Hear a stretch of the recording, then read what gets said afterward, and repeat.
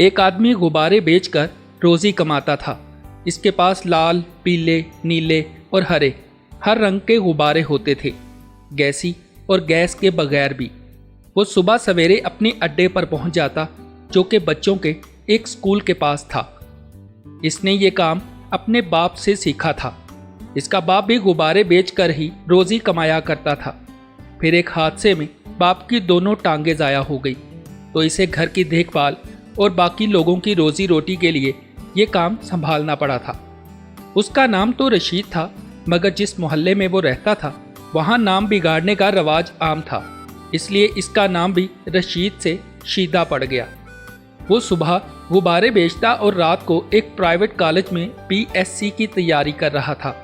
इसने केमिस्ट्री में MSc करने का इरादा किया हुआ था। वो हर रोज़ अपने वक्त पर और अपने अड्डे पर गुब्बारे बेचने आ जाता था। जब भी कभी काम मंदा होता, वो गैस से भरा हुआ एक गुब्बारा उड़ा देता। जब बच्चे गुब्बारे को उड़ता हुआ देखते तो सब इसकी तरफ मतवज्जा हो जाते और इनमें गुब्बारे खरीदने की ख्वाहिश उभरती।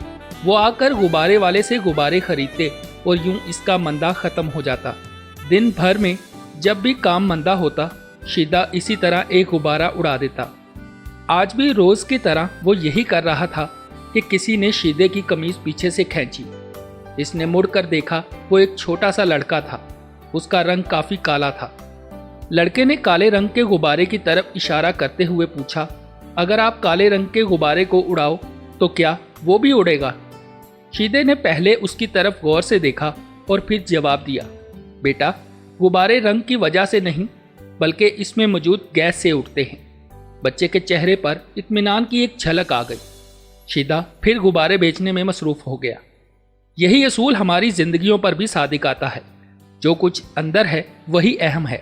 अगर अंदर नहीं है तो इसकी कोशिश करो कि वो आपके अंदर सलाहियत बनकर आ जाए। जब किसी के पास कोई सलाहियत होती है तो फिर कोई फ़र्क नहीं पड़ता कि रंग और हुलिया कैसा है। याद रखिए, ज़िंदगी में कामयाबी के लिए आपका रंग नहीं, आपके ढंग काम आते हैं।